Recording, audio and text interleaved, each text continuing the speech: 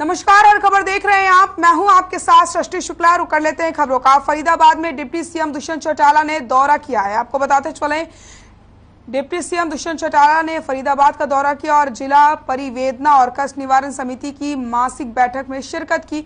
इस दौरान deputy CM ने 19 शिकायतों को भी सुना और 10 शिकायतों का मौके पर ही निपटारा किया गया, जबकि 9 अन्य शिकायतों को अगली सुनवाई तक अधिकारियों को जरूरी दिशा निर्देश देते हुए लंबित रखा गया है। वहीं उद्योगों और प्रदेश के 3 नगर निगम चुनावों पर भी पत्रकारों के सवालों के जवाब उन्होंने दिए। कहा कि हमने निर्णय लिया है कि ये चुनाव भी हम मिलकर लड़ेंगे। साथ ही डिप्टी सीएम ने कहा कि हरियाणा उद्योगों में देश में तीसरे स्थान पर है और हमारी कोशिश है कि इसे पहले पायदान पर लाया जाए। इस मौके पर जिला प्रशासन के तमाम विभागों के अधिकारी भी मौजूद रहे।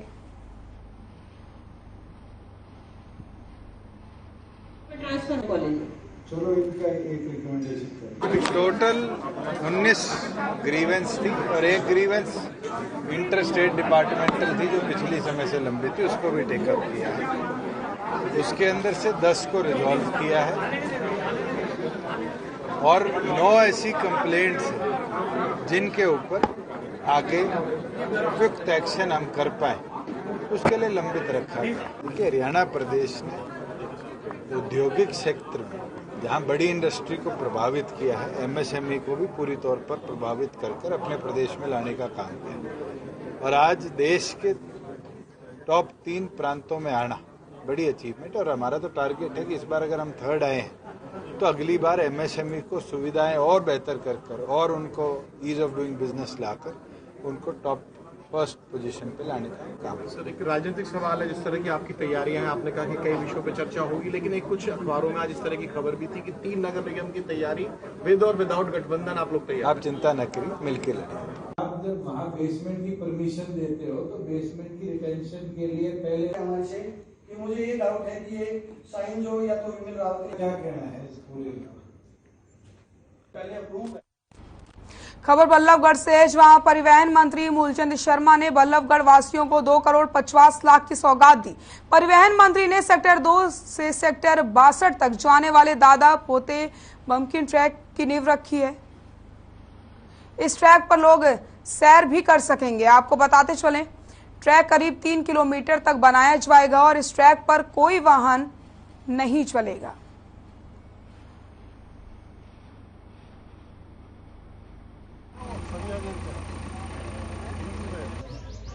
ये 2.5 करोड़ की लागत से बन के तैयार होगा।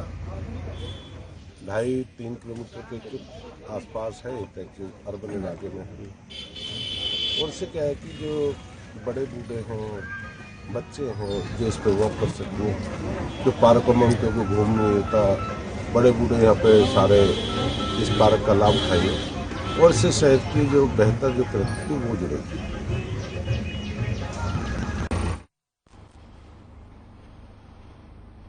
होडल में टोल प्लाजा को लेकर के कांग्रेस प्रदेश अध्यक्ष उदय भान ने धरना देने की घोषणा की है। होडल में नेशनल हाईवे 19 पर NHAIA ने तुमसरा गांव के पास लगे टोल प्लाजा को हरियाणा यूपी करमन बॉर्डर पर शिफ्ट कर दिया है। आपको बताते चले, ग्रामीणों ने गतपुरी के पास लगे टोल प्लाजा को लेकर धरना दिया, जिसके बाद NHAI में गतपुरी टोल प्लाजा के पास लगे 6 गांवों को टोल मुक्त कर दिया गया और 20 किलोमीटर तक के गांवों के लिए 200 रुपए प्रति महिला के लिए पास बनाना शुरू कर दिया गया। लेकिन होडल हरियाणा यूपी करमन बॉर्डर पर लगे टोल प्लाजा पर गांवों को टोल मुक्त नहीं किया गया और ना ही मासिक पास में कमी की गई है।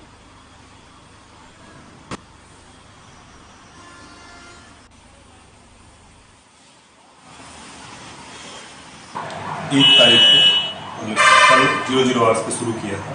यहाँ पे टोल कलेक्शन जो हमारी शुरू हुई 00 आवर्स पे 1 तारीख को शुरू हुई और यहाँ पे हमने स्थानीय निवासी जो 20 किलोमीटर के दायरे में आते हैं, 20 किलोमीटर के दायरे के अंतर्गत आते हैं, जो जिला पलवल, जिला मथुरा के 173 गाँव हैं और उनको सभी को 315 रुपये का मासिक पास दिया गया है, जिसमें वो अनलिमिटेड ट्रिप ले सकते हैं 30 दिन के लिए, पर मंथली पास, महीने का पास है। दूसरा, यहाँ पर जो हम लेन चला रहे हैं वो 16 लेन चला रहे हैं हमारे, 8 इस तरफ लेफ्ट हैंड साइड से और 8 RHS से।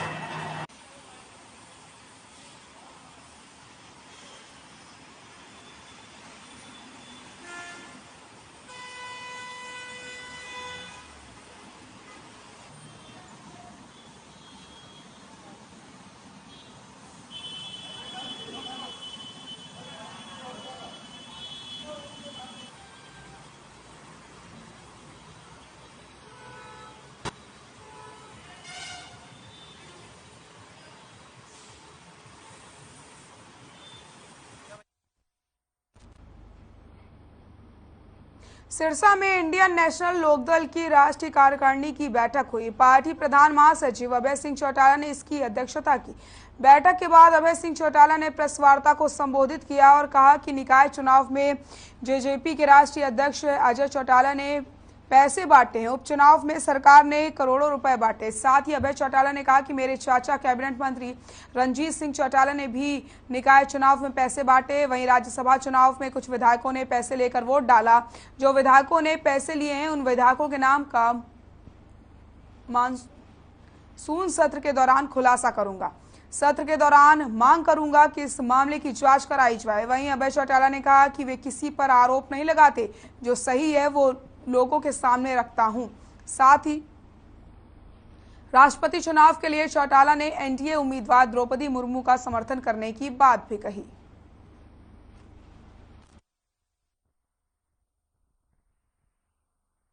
दो प्रस्ताव थे हमारे।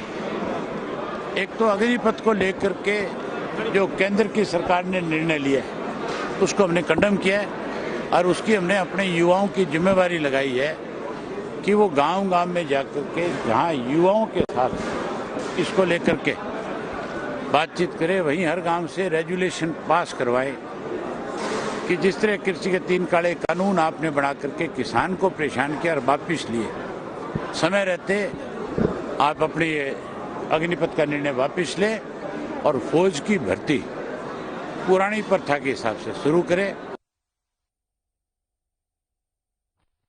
प्रदेश में लगातार आम आदमी पार्टी का ग्राफ बढ़ता जा रहा है। इसी कड़ी में नारनौद में भी आपको बताते चलें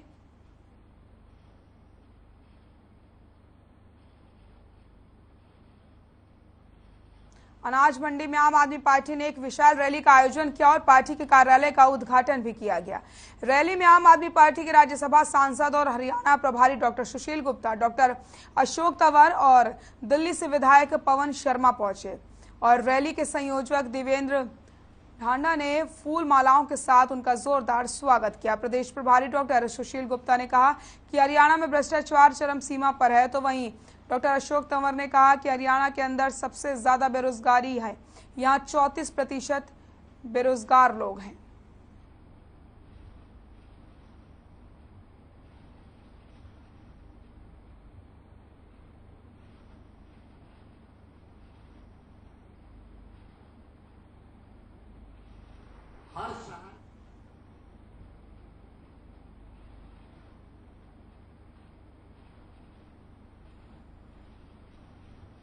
रोजगार की बात करे, हरियाणा की हर पार्टी को बातें कर दिया कि वो विकास की बात करे।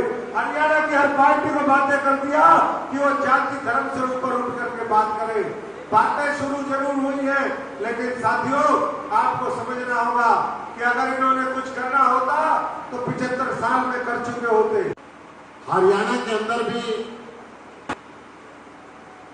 हर शहर में, हर महकमे के अंदर भ्रष्टाचार दिन प्रतिदिन बढ़ता जा रहा है। इस भ्रष्टाचार का बीज बोया था कांग्रेस ने, उसको खाद और पानी देने का काम कर रही है भारतीय जनता पार्टी और इसके सहयोगी दल।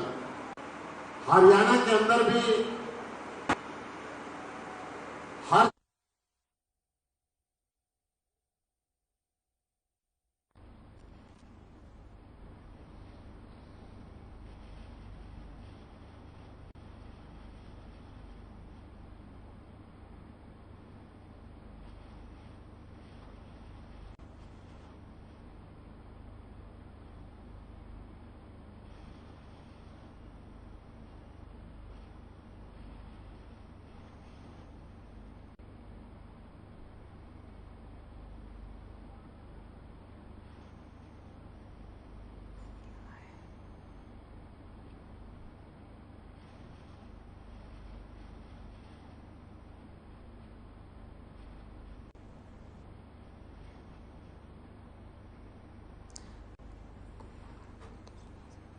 प्रदेश में सबसे ज्यादा बेरोजगारी दर है। आपको बताते चलें आपकी रैली का आयोजन किया गया। हरियाणा में लगातार आपका कुनबा बढ़ता चला जा रहा है। इसी के मद्देनजर लगातार रैलियों का भी आयोजन किया जा रहा है। सुशील गुप्ता ने रैली को संबोधित करते हुए सरकार पर जमकर निशाना साधा। उन्होंने कहा कि हरियाणा में बेरोजगारी का जो दर है सबसे ज्यादा है, 34% बेरोजगारी है हरियाणा में। तो नारनौद में आपकी रैली का आयोजन किया गया। अनाज मंडी में हुई आपकी रैली।